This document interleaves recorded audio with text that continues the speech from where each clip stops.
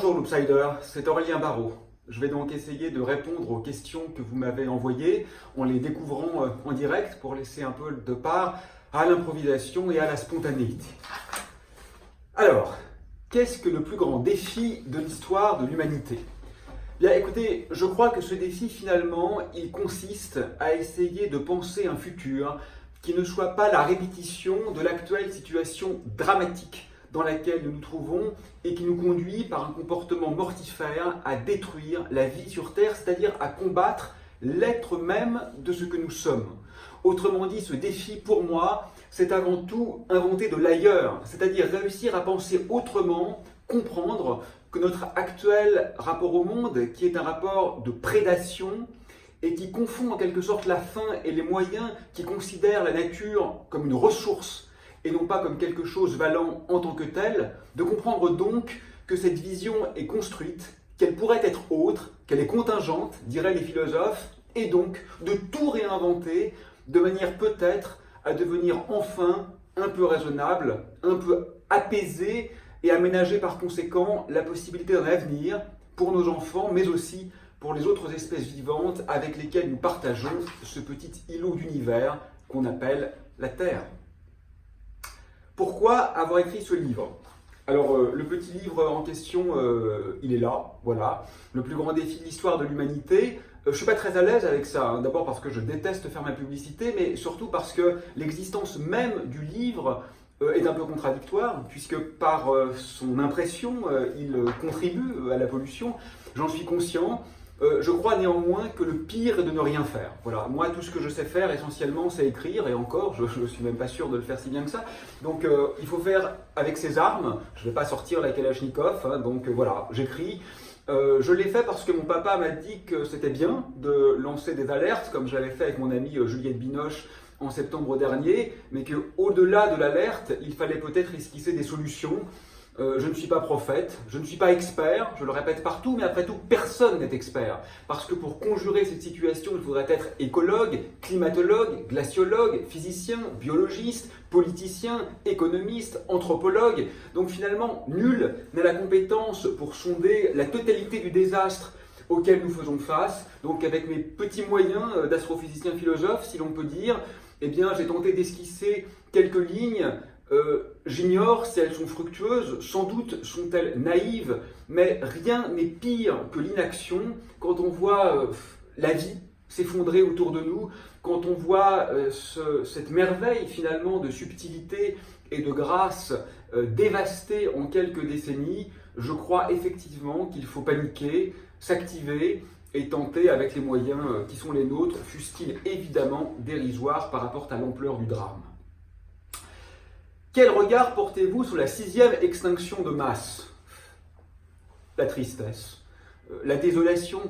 Vous savez, on parle beaucoup, quoique pas assez naturellement, de biodiversité. Je dis quoique pas assez parce qu'on se focalise dans les médias sur le réchauffement climatique, qui est effectivement un problème extrêmement grave, mais ne perdons pas de vue que ce n'est qu'un aspect, je dirais, de la catastrophe en cours, et quand bien même le climat serait parfaitement stable, nous serions en effet quand même dans la 6e extinction de masse, qui est avant tout due à la pollution et au rapetissement des espaces de vie. Nous avons tellement développé ce goût pour le colonialisme, on le sait hélas dans l'histoire avec les peuples autochtones, mais aussi avec les espèces animales, que les vivants non humains n'ont tout simplement plus de lieu pour vivre. Donc en effet, il y a cette chute de la biodiversité, mais biodiversité, c'est un terme qui est inadapté. C'est le magique, le miraculeux, le merveilleux dont il est question. C'est ce qui donne finalement tout le sens à ce monde, autrement dit ce foisonnement des vivants qui est en train de s'effondrer. Non seulement les espèces, on a vu récemment qu'1 million d'espèces sont menacées d'extinction à court terme, c'est proprement impensable dans l'ampleur du drame, mais au-delà des espèces, ce sont aussi les populations. Et moi c'est ça qui me paraît le plus important, parce que les espèces ce sont des abstractions finalement, mais les populations ce sont des vivants, ce sont des êtres qui souffrent, qui désirent, qui aiment, qui meurent, qui agonisent. Et c'est cet effondrement des populations animales, on a perdu 60% des vivants sauvages en 40 ans, c'est proprement incroyable, qui est véritablement désolante et qui, je crois, ne peut pas nous laisser dans une sorte de cynisme froid, glacial même en l'occurrence, parce qu'on ne parle pas d'entités théoriques. Ce sont nos amis, ce sont nos enfants, ce sont nos oiseaux, ce sont ces êtres que l'on croise qui sont menacés de disparition. Et vous savez, la mort, c'est pas propre, ça sera sale, ça sera douloureux, et ça, je ne suis pas prêt finalement à le contempler avec dédain, avec hauteur, et surtout avec un manque drastique d'empathie, comme on le voit trop souvent encore. Est-il encore possible de ralentir cette extinction de masse ? Oui, c'est une bonne question parce que moi je ne comprends pas l'argument du trop tard. Je ne le comprends littéralement pas. Ça veut dire quoi, il est trop tard? C'est complètement idiot. Il est évidemment trop tard pour que rien ne se soit passé. Des espèces ont déjà périclité. Énormément d'êtres vivants sont morts. Il n'y a presque plus d'oiseaux dans le ciel d'Europe. Les insectes sont en train de disparaître. Enfin, ce sont des choses d'une ampleur hallucinante. Et vous savez, les morts ne peuvent pas revivre. Donc ce qui a eu lieu ne pourra pas être défait, on ne reconstruira pas la cathédrale du vivant, quel que soit l'investissement. Il n'en demeure pas moins que ça peut être pire. Évidemment, ça peut être pire. Plus nous nous comportons durablement de façon désinvolte, plus le désastre sera immense. Donc naturellement, on peut ralentir le phénomène, ce qui ne signifie pas qu'il est soit trop tard, soit pas trop tard. Ça ne veut rien dire trop tard. Il n'y a pas un point comme ça de rupture au-delà duquel se passe quelque chose de dramatique. Si vous voulez, c'est un drame continu. Nous sommes dans le drame, mais évidemment l'amplitude de celui-ci est totalement dépendante du comportement à venir. Donc c'est très exactement maintenant que le public a enfin connaissance de ce désastre. Moi, ça fait 30 ans que j'ai un discours écolo. Non pas parce que je suis génial ou précurseur, pas du tout. Simplement parce qu'il y a 30 ans, toutes ces informations étaient déjà connues. Donc si on voulait le savoir, on le savait. Il y a 30 ans, je passais pour un doudingue. Heureusement, aujourd'hui, la sensibilité a évolué et on sait que ce discours est rationnel et que ce sont les apôtres d'une croissance infinie dans un monde fini qui sont les doudingues. Toujours est-il qu'il ne suffit pas de le dire. Il faut le faire. En philosophie, on appelle ça la praxéologie. Il faut s'intéresser à l'action et il faut bien sûr que nos prescriptions deviennent performatives. Qu'est-ce que la révolution écologique? J'aimerais le savoir. Révolution, en tous les cas, c'est le mot. Qu'on ne parle pas d'évolution, qu'on ne parle pas d'infléchissement. Face à un tel drame, il faut effectivement une révolution. Parce qu'une chose est certaine, c'est que ce n'est pas en passant à la voiture électrique qu'on sauvera le monde. Comprenons-nous bien, sauver le monde, ça ne veut pas dire sauver la planète Terre. Je suis astrophysicien, je sais très bien qu'elle continuera de tourner. Sauver le monde, ça veut dire minimiser un peu de la souffrance qui est en train de se dessiner et qui, je le rappelle, a déjà en partie eu lieu. Parce que c'est assez agaçant quand on nous dit que vous vous trompez dans vos projections. D'abord, moi je ne suis pas climatologue, je ne fais pas de projection. Mais en plus, ce n'est pas une projection, c'est un bilan. Tous ceux qui sont morts aujourd'hui sont déjà morts. Donc, cessons cette indécence de croire qu'on se trompe pour l'avenir, alors que ce qui a déjà été fait dans le passé est suffisant pour conclure à une catastrophe planétaire. Alors la révolution, pour en revenir à votre question, je ne sais pas quelle forme elle doit prendre, mais je crois qu'elle doit être totalement protéiforme, parce qu'il faut tout revoir. Et c'est d'ailleurs la seule chose qui est un peu enthousiasmante dans cette situation. C'est que nous sommes contraints de tout réinventer. Et ça, c'est plutôt excitant, finalement. Il y a du politique. Il faut évidemment s'extraire de cette folie de la religion, de la croissance. Là, j'ai vu récemment que la croissance mondiale allait un peu baisser. C'est annoncé partout comme une mauvaise nouvelle. On est en train de nous dire on va un tout petit peu moins vite vers le gouffre et on s'en désole. C'est incroyable. Il y a une dimension économique. Il faut évidemment commencer à penser au partage, parce que personne ne veut que les pauvres deviennent plus pauvres, c'est une évidence, et par conséquent, il y a une solution qui est assez évidente, c'est celle de la mise en commun des ressources, qui n'est évidemment pas un archaïsme, personne ne veut revenir en arrière, je suis fatigué de ces caricatures qui n'ont aucun sens, et qui laissent entendre qu'on voudrait revenir à l'âge des cavernes. C'est inepte, personne ne souhaite évidemment cela. Il y a une dimension symbolique. Je crois qu'il faut revoir ce goût de la prédation qui a été le nôtre et comprendre qu'une certaine ascèse, c'est-à-dire une certaine intelligence, c'est-à-dire une réinvention des valeurs qui soient plus profondes, plus humaines au sens non pas de l'humanisme qui lui-même a sa face cachée, sa face pourrie, celle de l'homme-dieu réifiant les autres vivants, mais humaine précisément au sens d'un vivant extraordinaire parmi d'autres vivants extraordinaires eux aussi, parce qu'il n'y a pas d'ordinaire dans la vie. Et ça, bien sûr, il faut le poser, le penser et le travailler. Il y a une dimension poétique, parce qu'il faut totalement revoir la grammaire du réel. Moi, je crois que nous devons aujourd'hui jouer sur tous les tableaux, mais surtout, comprenons bien que c'est une question sérieuse. Et que croire, que continuer à l'identique, c'est faire preuve de sagesse, c'est se leurrer au-delà du disciple. Est-ce une urgence, à votre avis ? Le nombre d'animaux qui meurent par jour est hallucinant. Le CO2 bat des records chaque année. Je vois encore des amis aujourd'hui qui me disent « Oui, tu as raison, il faut aller plus vite, mais quand même, la révolution est en cours. » Mais pas du tout. Chaque année est pire que la précédente.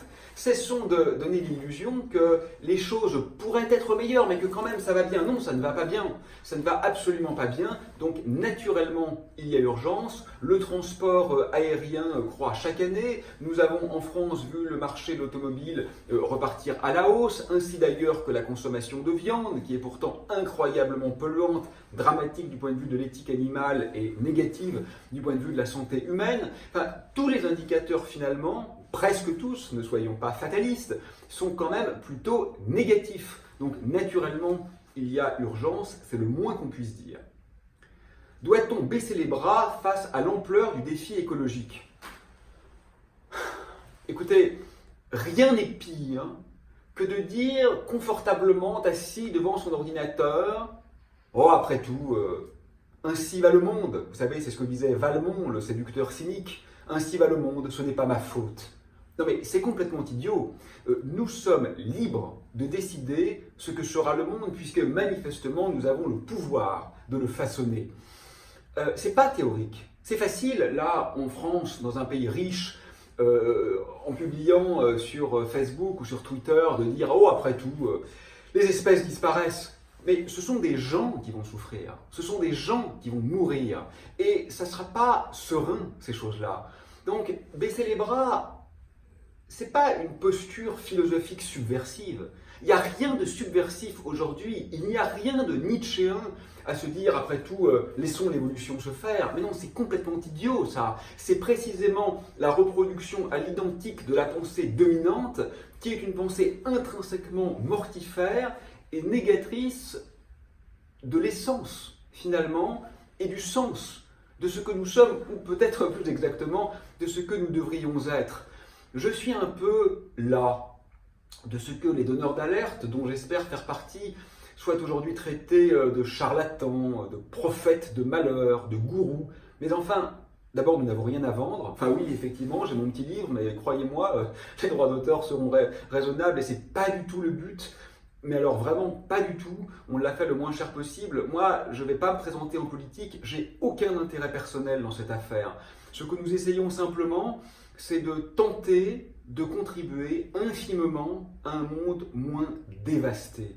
Nous n'avons pas envie que la forêt amazonienne, qui recèle tant de merveilles et de miracles, soit remplacée par des champs dévastés, afin que quoi d'ailleurs ? Qu'on puisse s'enrichir un peu plus, parce que croyez-moi, ce n'est vraiment pas ça qui sauvera la faim dans le monde, c'est exactement l'inverse. C'est cette société mortifère aujourd'hui de l'ultra-capitalisme qui va, on le sait, amplifier le désastre dans le futur. Vous savez, c'est un peu comme si on nous disait mangeons, mangeons, mangeons, c'est bon pour la santé. C'est vrai, quand on est en famine, il faut manger. Mais quand on est obèse, en mangeant trop, on crève. Et c'est un peu ce qui se passe aujourd'hui. Bien sûr qu'un certain type de progrès technologique, voire peut-être de capitalisme d'ailleurs, a été bénéfique à l'humanité. Moi, j'ai aucun dogme. Je n'ai aucun problème à dire ça. Soyons subtils, soyons nuancés, ne faisons pas comme nos adversaires qui nous caricaturent en laissant entendre que nous voulons revenir à l'âge de pierre. C'est tellement stupide que ça ne mérite même pas d'être contredit. Mais ce que nous disons, c'est que oui au progrès, oui à la croissance, mais redéfinissons le progrès et la croissance comme ce qui a un sens. C'est quoi la croissance et le progrès ? C'est d'avoir la 31e génération de téléphones portables où c'est un peu plus d'amour, de partage, de sérénité, de création, de respect, de durabilité, de pérennité, de sens, pour le dire simplement. Alors, soyons enfin un peu sérieux. Quelles sont les solutions qui devraient être mises en place pour faire face aux défis écologiques ? Et écoutez, je les ai déjà un peu esquissés. Moi, je pense que ce qu'il ne faut pas faire, et que j'entends trop souvent, c'est reporter systématiquement la faute sur l'autre. J'ai été invité récemment pour parler un peu du transport aérien. N'en faisons pas un bouc émissaire, hein. Le transport aérien pollue beaucoup, mais ce n'est pas le seul. Mais ce qui m'insupporte, c'est d'entendre dire « Ah mais écoutez, le transport aérien, finalement, il est négligeable par rapport, je ne sais pas, aux voitures. » Puis les voitures diront « Oui, mais nous, on est négligeable par rapport aux avions. » Puis les Français diront « Oui, mais nous, on est négligeable par rapport aux Chinois. » C'est terrible ça. Arrêtons d'être des garnements, des sales gosses dans une cour de récréation. Parce que là, on n'est pas en train de chaparder une sucette. On est en train de tuer la vie sur Terre. C'est pas un détail. On n'a pas le droit de faire ça. Alors, la Chine pollue plus que la France. Ah oui, ça c'est indéniable. Moi je suis scientifique, je crois à ces analyses factuelles. Oui, mais le Chinois pourrait répondre, mais attendez, ramener au nombre d'individus, c'est-à-dire la pollution par habitant, est beaucoup plus faible en Chine qu'en France. Donc c'est aux Français de faire des efforts. Arrêtons ces comportements débiles. C'est à nous tous de faire des efforts de tous les côtés, par tous les moyens et dans toutes les directions. On trouvera toujours un prisme pour se convaincre par mauvaise foi que finalement, c'est quand même plutôt aux voisins de faire l'effort. Il faut arrêter avec ça. Il faut arrêter avec ça. Nous sommes tous coupables, ce qui ne signifie pas qu'il faut entrer dans une vision d'auto-flagellation. Non, il faut simplement regarder les choses en face avec un peu de décence. Moi, je crois qu'il y a quelque chose d'obscène aujourd'hui à toujours rejeter la faute sur les autres. C'est pas une faute au sens théologique du terme, c'est pas une faute au sens d'une morale. C'est une faute simplement parce que d'abord c'est suicidaire pour nous, et ensuite nous sommes en train d'accompagner dans cette chute des millions d'espèces qui sont nos otages. Mais enfin franchement, vous croyez vraiment qu'on expliquera à nos enfants que nous avons préféré développer la je ne sais pas combien, 11e génération de téléphones portables dans quelques années, plutôt que de sauver les oiseaux, de sauver les éléphants, de sauver tout ce qui finalement résulte de cette évolution lente, subtile, fragile? On pourra les regarder en face? Moi je crois pas. C'est un pari, c'est un choix. C'est pas une erreur logique, vous savez, c'est une question de choix, uniquement de choix. Moi je trouve qu'on est un peu... Vous savez, cette situation qu'on a tous vue sur les plages, vous avez des enfants comme ça qui passent des heures, parfois des jours, à échafauder un magnifique château, très subtil, très bien fait, avec des douves, avec un donjon, avec un pont-levis. Ils font tout ça en sable, ça leur prend des heures, parfois des jours. Et puis il y a un sale garnement qui arrive, un mec généralement, un peu plus âgé, et qui en 3 secondes piétine tout, et ça le fait rire. Ben, je pense que c'est un peu ce qu'on est en train de faire aujourd'hui. En quelques décennies, on piétine ces millions d'années d'évolution subtile, et franchement, le sale garnement, souvent, il regrette ou il regrette pas, mais c'est que c'est vraiment un sale type alors. Et moi, j'ai pas envie que notre génération soit celle des sales types qui ont tout dévasté en si peu de temps. Quel est le rôle du citoyen ainsi que le rôle du politique face à cette crise? Je sais plus. Je sais plus. Moi, j'ai discuté avec des gens qui étaient du côté de l'action citoyenne et qui m'ont dit « Ah, mais ça marche pas. Il faut des mesures coercitives politiques. » Et puis, j'ai discuté avec des politiques qui m'ont dit « Mais les mesures coercitives, ça marche pas. Tout viendra de l'action citoyenne. » En fait, ce qui se passe aujourd'hui, c'est que rien ne marche. Tout ce qu'on essaye ne fonctionne pas parce qu'on est timide, parce qu'on fait des petits pas alors qu'il faudrait des sauts de géants, parce que la volonté populaire n'est pas là en réalité. Donc, sincèrement, je suis un peu désespéré, comme tous ceux qui ont réfléchi à la question d'ailleurs. Je crois qu'il faut ne pas choisir. Le pire, vous savez, c'est de se dire « Ah, je ferai bien des efforts, mais enfin, tant que la loi ne m'y contraint pas, tant que les politiques n'ont pas changé, alors je ne change rien. » Oui, d'accord, on sait tous qu'il y a des entreprises dévastatrices. Mais enfin, en même temps, elles existent parce qu'on achète ce qu'elles vendent. Hein. Donc, il faut quand même jouer sur tous les tableaux. Il y a évidemment un problème systémique. Face à un problème systémique, l'action individuelle n'est pas suffisante. Il faut le dire, le répéter et le comprendre. C'est pas avec la croissance verte qu'on s'en sortira. Ça n'existe pas, la croissance verte. Il y a encore une étude très récente qui vient de sortir et qui montre qu'on ne peut pas découpler le PIB de l'impact écologique. Mais en parallèle de ça, on n'est peut-être pas obligé de continuer à acheter des t-shirts qui sont fabriqués par des gamins dans les pires conditions sociales et écologiques à l'autre bout du monde. Et vous me direz, les pauvres n'ont pas le choix, je sais, donc il faut un peu de partage.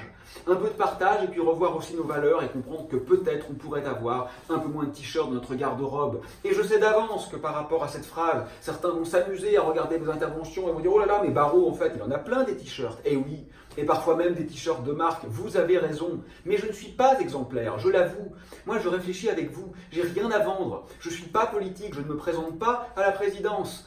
Par conséquent, je confesse mes fautes, ou pour le dire de façon moins théologique, mes faiblesses. Pourquoi s'affronter? Nous sommes sur la même planète, nous respirons le même air, il faut trouver une solution commune. C'est important de respirer le même air et d'en avoir conscience. Parce que vous savez, le chacun fait ce qu'il vaut, chacun fait ce qu'il veut. C'est pas tenable ça. Parce que si quelqu'un veut s'amuser à surutiliser sans raison en centre-ville son gros 4x4 diesel, ce sont mes enfants qui respirent son air. On ne peut pas dire qu'il fait ce qu'il veut. Il fait ce qu'il veut, soit, mais son vouloir dégrade la vie de ma famille. Jusqu'où doit-on le tolérer? Oh, attention, je connais cet argument. Voilà la dictature écologique. C'est honteux de dire ça. C'est obscène, c'est dégueulasse même. Ceux qui osent nous dire aujourd'hui qu'on entre en dictature verte, que nous sommes des Khmers verts, sont des salauds. Pour une raison très simple. Vous savez aujourd'hui, la nature, la vie sauvage, les pauvres sur cette planète, ce sont des prisonniers de guerre. Et quand on essaye de donner quelques droits à des prisonniers de guerre, on n'est pas en train de fabriquer un dictateur. On est simplement en train de tenter d'offrir un peu de dignité à celui qui agonise et auquel peut-être on aimerait donner une chance de survie. Voilà l'état de la nature sur Terre. Oser parler aujourd'hui de l'avènement d'une dictature verte, c'est quand même renverser le rapport d'oppression à un niveau que je n'aurais jamais cru pouvoir être possible. Pensez-vous qu'on assiste à une prise de conscience du public sur cette question en France et en Europe, par exemple avec Greta Thunberg? Oui, mais ça ne suffit pas. Vous savez, il y a un risque, c'est qu'en parlant de quelque chose, beaucoup, on a l'impression qu'on traite cette chose. Mais ce n'est pas vrai en pratique. C'est vrai qu'on parle beaucoup d'écologie en ce moment. Qu'est-ce qui se passe? Essentiellement rien. Donc peut-être qu'il y a une prise de conscience, mais ça ne suffit pas. Et je suis fautif, moi aussi, mon téléphone portable sur lequel je m'enregistre en ce moment est de dernière génération. Je n'ai pas de leçons à donner, je n'en donne pas, mais je constate qu'il y a un problème. Nous n'agissons pas en accord, en conséquence, en sérieux, en accointance avec ce que nous savons. Très bien, les consciences évoluent. Oui, il y a 30 ans, quand j'étais élève au lycée Pasteur de Neuilly-sur-Seine, on me traitait de fou avec mon discours écolo. Les gens sérieux étaient les économistes libéraux. Je crois que ces choses ont un peu évolué. Tant mieux, mais il ne suffit pas de le dire, il faut le faire. Et dernière question que vous me posez, le score du parti EELV aux élections européennes est-il symptomatique de cette prise de conscience? Vous savez, on a élu Trump aux États-Unis, Bolsonaro au Brésil, et finalement aux élections européennes, qu'est-ce qui s'est passé en France? Nous avons placé le Rassemblement national comme premier parti. Je vois aucune raison de se réjouir. Pour moi, c'est triste. C'est littéralement triste. Les écolos ont fait un peu plus de 10%. C'est censé être une bonne nouvelle, mais c'est indécent par rapport à ce qui est nécessaire. Indécent, je veux dire, de petitesse. Et en plus, vous savez, EELV, bon, ça reste quand même de l'écologie timide. Alors peut-être il faudrait aussi ajouter quelques partis de gauche qui se sont aussi impliqués dans l'écologie. Mais enfin, on est face à la fin du monde. Oui, pas la disparition de la Terre, ça m'énerve quand on me répète ça, la Terre ne va pas disparaître. Je suis astrophysicien, merci, je sais. Mais le monde, c'est quoi? Le monde, c'est ce qui lui donne sens. Et ce qui lui donne sens, c'est cette diversité diaprée et protéiforme de vie. Donc oui, littéralement, nous sommes face à la fin du monde. Et chouette, un Français sur 10 commence à en être convaincu? Non. Moi, je ne trouve pas ça rassurant, je trouve ça ridicule. Nous ne réagissons pas du tout comme nous le devrions. Il y a un problème écologique, évidemment un problème social, Il y a quelques jours, le quotidien du médecin, qui ne me semble pas être un journal de propagande communiste, expliquait que près de 3000 SDF meurent chaque année dans les rues en France. On voit des études extraordinairement scandaleuses sur la manière dont sont traités les réfugiés. Il y a un problème écologique et social majeur. Nous maltraitons la vie et le tournant que prend le monde face à cette situation de détresse me semble plutôt très inquiétant. Ne nous suicidons pas. Il reste de la beauté, il reste de l'amour, il reste de la grâce. Créons des entraides, créons des alliances, revoyons l'ontologie et vivons, tentons de vivre sans détruire la vie en elle-même. Voilà pour moi le défi.